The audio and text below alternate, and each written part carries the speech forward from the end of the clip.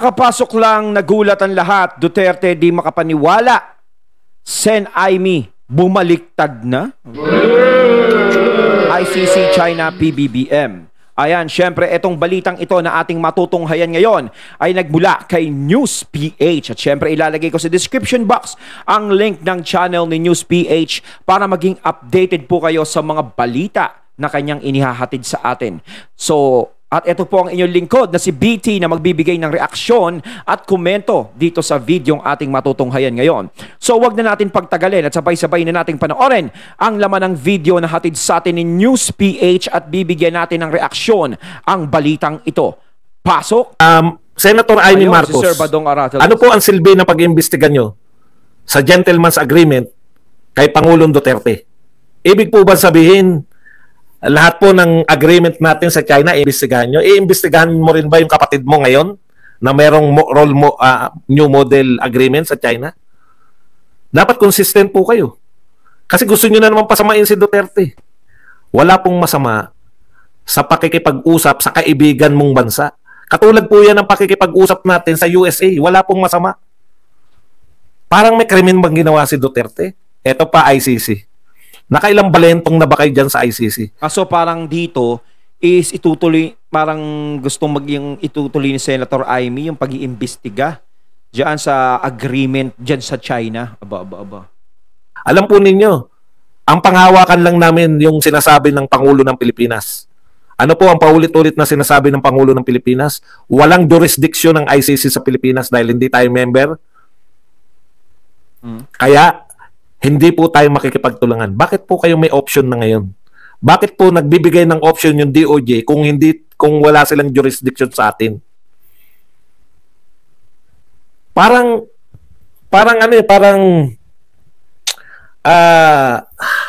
mayat-maya tinanggap na natin na yung leader natin. Mayat-maya, ganun po bang gusto nyong iparating sa amin? Oo nga, no? Bakit sila nagbibigay ng option kung talagang tablado na yung ICC rito? Kasi parang ibig sabihin yan is parang gustong papasukin yung ICC dito is wala na tayong ano sa ICC kasi tinanggal na ni Duterte yon, di ba? Mr. President, na mayat-maya pwede kayong magbago ng posisyon? Mayat-maya po ba pwede tayong depende sa ihip ng hangin? Kasi nagbitaw na si PBBM ng salita noon na wala na tayo sa ICC. No, hindi na sila pwedeng pumasok dito. Wala na tayong ano sa kanila. Pero kung sakasakaling mangyari na naman ito, no, biglang magbago ang isip niya, is sigurado 'yun. Talbog na naman sa kanya 'yon. Kumbaga, sasabihin na naman ng mga karamihan na wala kang isang salita. Kasi kailangan talaga bilang leader, meron kang isang salita talaga eh. 'Di ba? Pero sa tingin ko sa nangyayari kasi ngayon, 'di ba, na syempre naiipit si PBBM sa kaso. Kumbaga merong investigasyon na nadadawit siya eh. 'Di ba? Siguro yung ibang mga alitap-tap is ayaw pumayag. Ayaw pumayag na hindi pa pwedeng ikaw lang, kailangan pati yung mga Duterte maidamay na natin. 'Di ba? Parang ganun yung nangyayari. Parang parang balikan yung yung laban eh. 'Di ba? Kung ikaw masisira ka, di dapat ganito. Parang ganun ang nangyayari kasi biglang nagbago yung ihip ng hangin. Yung sinasabi niyo walang jurisdiction ng ICC, hanggang kailan yun? Hanggang nung March lang? Hanggang April, ngayon May na, bago na naman. Ang hirap ang hawakan ngayon, tuwan-tuwa sila. Alam po ninyo ganito, no? Pinaghahandaan na ng gobyerno. Kanino po galing yun? Meron po ba kayo na-receive sa ICC na official na communication? No? Meron po bang sumulat na by ICC na posible na makipagtulungan kayo kung meron na po ba? Kung wala, di kay Trillanes lang po galing yan. Napaka-importante naman ni Trillanes. Very willing kayong baguhin ang lahat para sa sinabi ni Trillanes. Si Trillanes po ba ay official spokesperson ng ICC sa Pilipinas?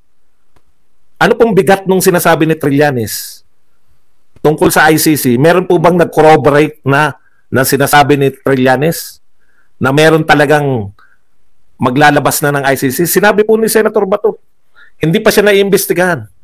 Paano po kayo papayag, Mr. President, na willing kayong ipadakip yung ating dating presidente? kahit walang investigasyon na naganap? Unfair yun. Kailangan magkaroon ng investigasyon.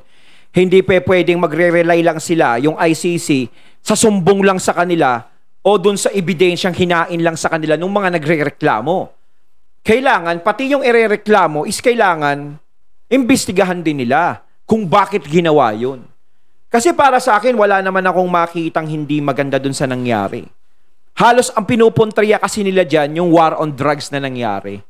'Di ba? Halos hindi naman napakabigat na problema yun. Hindi naman naging problema ng bansa. Kumbaga, binawasan nga yung problema ng bansa. Pero gustong-gusto nilang papanagutin si Duterte dun sa mga nangyari. So parang ang nangyayari ngayon is kapag may ganyan na naman pala na namuno at pinuksa yung mga namumuno sa mga masasamang bisyo na yan, yung mga nagpapakalat ng masasamang bisyo na sumisira sa buhay ng mga kabataan, is makakasuhan din siya. Masama bang puksain ng mga ganon? Kasalanan na ba yun? Kaso na ba yun yung ganon? 'Di ba? Magpasalamat nga tayo, merong isang Rodrigo Duterte, no? Na gumawa ng ganong bagay. Nakakalungkot. Sige, nakakalungkot yung nangyari dun sa iba. Na nawala ng buhay, na damay, sinasabi. May inosenteng na damay dyan eh. O sige, nandudoon na tayo. Pero sa tingin ba natin, sa tingin nyo ba, na yung mga inosenteng yon, si FPRRD ang nag-utos o may gawa? Hindi po ba pumasok sa isip natin na baka ginawa yon nung mga tao na gustong masira si FPRRD? Halimbawa, ito, inosente to. Yariin natin to. Ganto. Para masira yung war on drugs niya. Na pati yung mga inosente dinadamay. Hindi ba pumasok sa isip natin yung ganun? At yung iba na dadali din ng mga panahon na yon, is hindi nyo din ba naisip na baka mamaya yung mismong source nila ang may gawa nun? Ibig kong sabihin, sila tao lang sila. So mainit yung mga taong yun. 'Di ba? O alam nila na may mga kaso, may mga record sa presinto yung mga yan. Baka pag binalikan ng tokhang yan at hulihin at ay ikanta yung mismong source. So syempre, bago ikanta yung mismong source, kikilos na sila. Ganun naman ganun naman sa mga trabahong ganyan, 'di ba? Para hindi maikanta. Dahil nga talagang yung war on drugs noon is naging puspusan talaga. Naging matindi talaga. Siyempre, ang unang kukuha ng protekta sa sarili niya dyan is yung mga pinanggagalingan yan. Kumbaga, sakripisyo na yung mga tao na yun. O kaysa ikanta tayo, i-wipe out nyo na yung mga yan. So, ang mangyayari ngayon, sinabay yung pag-wipe out sa kanila doon sa tukhang. Doon sa war on drugs ni Duterte. Kaya, naikabit doon na buong akala yung war on drugs na yon is ganun talaga. 'Di ba? 'Di ba nilagyan ng kulay, nilagyan ng ano yun. Sinamantala yung mga panahon na yon. Hindi ba nila naisip yon? Yun ang kailangan imbestigahan din ng ICC. Na basihan na ba yon yung sinasabi sa kanila o kung may iba pang kinakaso kay FPRRD? 'Di ba? Hindi ko sa pinagtatanggol yung tao. Kasi nung panahon na yun, at saka wala naman akong nakitang mali siyang ginawa. 'Di ba? Kung may maling ginawa si FPRRD nung mga panahon na yon, kung talagang, 'di ba, pati mga inosente dinamay niya sa war on drugs, syempre, isa ako sa magagalit sa kanya. 'Di ba? Kasi mali yun. Pero wala naman akong makitang mali doon sa ginawa niya. Kundi puksain yung bagay na sumisira sa mga kabataan, sa lahat ng mga tao na nagiging number one problema natin dito at pinagmumulan ng kriminalidad sa bansa. Yun ang pinuksa niya. Kasalanan na ba yun? So kung merong magpapatupad na bagong leader ng bansa natin ng ganun, may posibilidad na magkaganon din siya, gaya kay FPRRD. Paano po yung simpleng mamamayang Pilipino? Kung yung dating presidente wala nang karapatan. Kaya po tayo nasasabihan na walang tapos makikita namin tuwan-tuwa si Martin nagpapa-interview. Alam niyo kung ano sinabi ni Martin? Akala niyo ayaw na nila yung tsa-tsa? Yung kandidato nila ng senador, kinakailangan pro-tsa-tsa. Tama talaga si Tatay Digong. Kayong mag-ama lang. Yung Marcos na mag-ama ang tanging nakialam sa konstitusyon. Wala nang ibang presidente. Maraming nagtangka. Pero kayo lang talaga yung mahilig makialam sa konstitusyon. Mahilig baguhin ng mga nangyayari. Ang saya-saya na nagsasabi, ito. Kaya dapat yan talunin natin eh. Kahit sa Senado, kasi wala tayong panama sa mga congressman at mga gobernador. Nakita ko yan eh. So parang syempre, kumbaga ito yung plan B. Okay, hindi tumalab eh, kasi nabisto yung mga panahon na yon, yung sa Chacha nga, yung mga pirma-pirma. So itong eleksyon, pag nanalo yung mga senador dyan, di ba, yung mga senador nila Tabs. So pag nanalo yon, may pag-asa yung Chacha nila. Di ba? Kaso pag natalo naman yung ibang mga senador niya at nanalo naman yung sa kabila kay FPRRD, nako, ano na naman kaya? Plan C naman kaya? Di ba? Pero ako hindi ko iniisip talaga dati na magkatalo yung dalawang yan. No? Hindi ko naisip yan. Ang inisip ko, lalakas at magbabago na yung takbo ng Pilipinas. Yung Marcos at Duterte, nandiyadyaan na eh. Mababago na kasi ang problema nun, yung mga pinklawan, mga dilawan, di ba? Kumbaga, ayaw na ng mga tao, gusto nang magbago yung ano. Nagbago nga ngayon eh. Bago, talagang mas matindi pa eh. Buti pa nung panahon ng dilawan, hindi masyadong ganito problema eh. Oo, di ba? Pero ngayon talaga, grabe, parang naging mas grabe pa. Parang personalan na to eh. Yung parang ibig ko sabihin personalan, talagang wasakan ng pagkatao talaga eh. 'Di ba? Bali ka ng mga nakaraan, ganto, ganyan, 'di ba? Nakakadalawang maisog, talagang mahirap pong papatayan ng ilaw. Dating presidente, pagpapatayan ka ng ilaw. Ikaw naman, Alberto. O sige, patulan na kita, Alberto. Ano ang masama sa gentleman's agreement? Sige. Patulan na kita. Bakit nyo iimbestigahan? Anong masama? Masama bang mag-agreement yung China at Pilipinas? Magkaibigang bansa yun? Hindi ba karapatan ng Pangulo yun na makipag-usap yung Pangulo sa ibang bansa? Si Pangulong Marcos may nakipag-usap din sa China eh. Ibig sabihin, imbestigahan din natin siya. Kung ano yung napag-usapan nila ni Xi Jinping, ganun ba? Anong binenta ni Pangulong Duterte? Meron bang pinamigay na teritoryo? Ano ang teritoryo nakuha ng China nung panahon ni Duterte? Ayun, alam natin wala. Kasi 'di ba, kung may ibinigay si FPRRD o kung may ibinigay sa China, kung may ibinigay sa China si FPRRD o may ibibigay, dapat pa bang patagalin niya na wala na siya sa ano niya, sa posisyon niya? 'Di ba?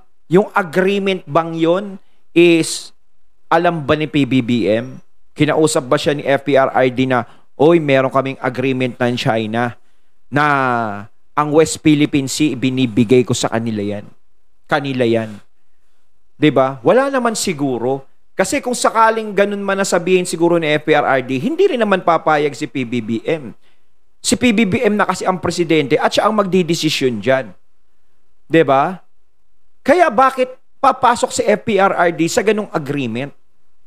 Kapag inimbestigahan diyan si FPRRD ang sasabit diyan. 'Di ba? At saka kung gusto niya ipamigay sa China, yung West Philippine Sea, yung gustong kunin ng China na yan, yung teritoryo na yan, di dapat noon pa nung termino niya. 'Di ba? At pinatakbo niya na yung anak niya, si VP Sara, ng presidente, para hindi masilip yung butas na yon. Pero bakit pumayag siya na magtandem pa sila ni PBBM?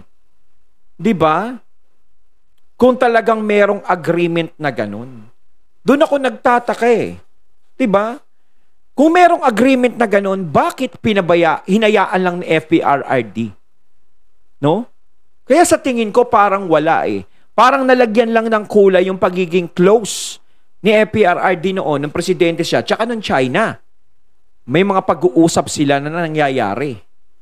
Syempre, kita naman natin si PBBM is nakikipag-usap din naman sa China. Tama naman si Sir Badong. Ibig sabihin, meron ding agreement si PBBM sa China. Kaya kung iimbestigahan si FPRRD, kailangan imbestigahan din si PBBM kung anong agreement sa China.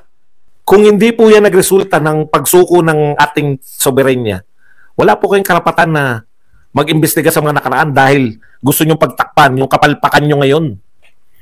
Magsabi po kayo, bakit po iimbestigahan kung wala naman pong kayong krimen na binibintang? Kung may krimen naman Saka kayo wala namang teritoryong nakuha eh. Talagang siguro inano lang ng China na yung closeness kay FPRRD nun. Kumbaga close na close kami sa dati yung presidente eh. Pinapasok nila kami dyan sa Pilipinas eh. Diba? Welcome kami dyan eh. Parang inano nila na kayang-kaya nila tayong sakupin ng mga panahon na yun. Kasi nagpakita tayo sa kanila ng gaan eh. Nagpakita tayo sa kanila na ano lang tayo sa kanila. Kaya tuloy parang inisip na kaya natin tong bansa na to. Kita mo sumusunod sa atin parang ano, 'di ba? Humihingi ng suporta sa atin. Parang ganun yung nangyari. binibintang, hindi na po Pangulo si Duterte. Pwede niyo na pong sampahan ng reklamo. Oo. Problema, yung nagpapatakbo ng kampanya ni Pangulong Marcos, parang dilawan eh. Hindi ko po sinasabing dilawan. Utak dilawan. Ano ba yung utak dilawan? Di ba sila po yung sira lang ng sira? Dekada pong siniraan si Pangulong Marcos. O ngayon, anong ginagawa ninyo kay Duterte? Sisi lang na sisi, sira lang na sira. Inuulit nyo lang yung ginawa sa inyo eh. Kayong mga Marcos, inuulit nyo lang yung ginawa sa inyo ni Cory, yung ginawa ni Noynoy, walang mga nagawang proyekto, pero okay lang dahil ang sinisi nila, kaya wala silang trabaho, sinisi lang nila yung nagdaang administrasyon. Pero parang ang hirap naman nun, no? Kung sakasakaling kakampi si PBBM sa mga dilawan. Siyempre, yun yung mga tao talaga na nagpahirap sa kanila, nagpaalis sa bansa sa kanila. 'Di ba? Halos inagaw sa kanila lahat. Sinira ang pangalan nila. Kasi nakita ko dito, kita nyo naman, no? Si FPRRD, parang nung simula nung lumitaw si FPRRD dyan, naging presidente, di ba, halos nabigyan ng pribilehiyo ang mga Marcos na muling makabalik. Di ba? Doon pa lang is napakalaking bagay na nagawa yun. Di ba? Lalong-lalo na nung naipalibing si Apo Lakay. Like kung paulit-ulit na sinasabi yun. Yung kasi malaking bagay na nagawa ng administrasyon ni Duterte nun eh. Kasi walang kahit sinong presidente ang nakagawa nun na mailibing na si Apo Lakay. 'Di ba? Lalong-lalo na yung mga dilawan. Ayaw nilang ipalibing si Apo Lakay. Ayaw nilang pagpahingahin ang katawan ni Apo Lakay. Pero si FPRRD is binigyan niya ng pahinga ang katawan ni Apo Lakay. 'Di ba? So kung kakampi sa mga dilawan, parang napaka-unfair naman yung nangyari. Pagkatapos ganunin ng mga Marcos nung panahon na yun, bakit sila bibigyan ng pabor? Bakit sila bibigyan ng karapatan? No? Na kumontrol na naman ng ganyan? 'Di ba? Ang tunay na kakampi kasi dapat is nandito. Yan, ang mga Duterte. Kaso nga lang, nakita natin na magkakampi sila nun, yung mga alitap-tap naman ang sumira. 'Di ba? Ginawa nila lahat. Kasi alam nila, solid yan. Duterte Marcos sana eh. Di ba? Sana. Kaso hindi nangyari ngayon.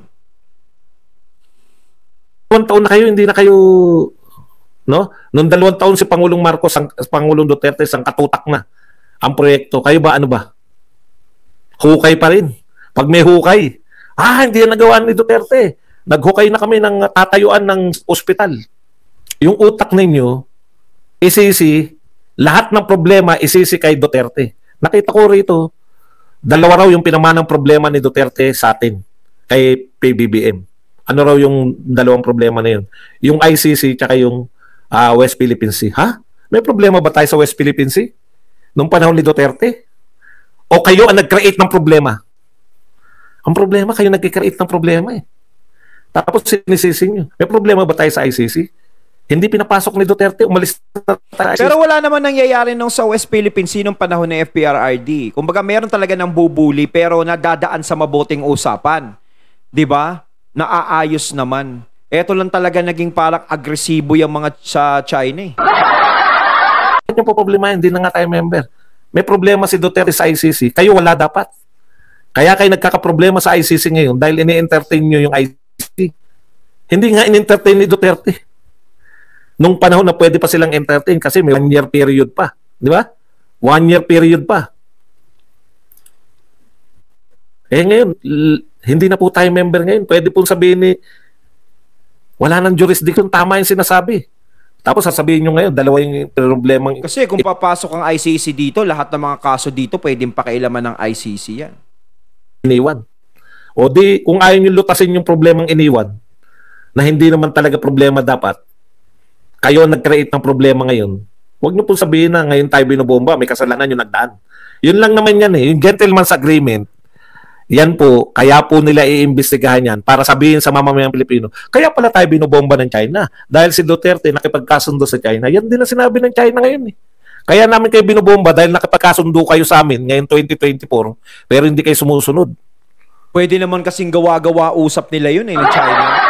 Wala naman kasing wala naman talagang katibayan, 'di ba? Na may binibigay sa kanilang teritoryo o meron silang pag-uusap.